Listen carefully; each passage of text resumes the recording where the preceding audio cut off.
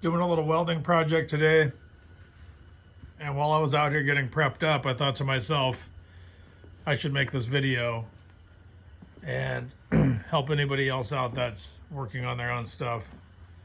So this was given to me as a gift, this little red cart.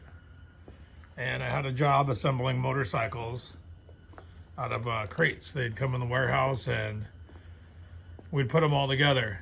Well, this cart right here is unbelievable. I don't work at all without this thing anymore. I used to take a table like this for heavy duty stuff and just kind of bring it around, but this thing's on wheels.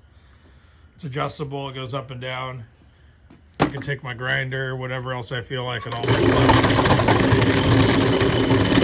Wheel this thing to wherever I want. At the end of the day,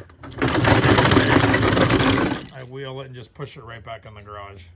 This thing has made my life really easy, so that's one of the tips I wanted to give you if you're looking at working on your own stuff and basically trying to make it easier on yourself.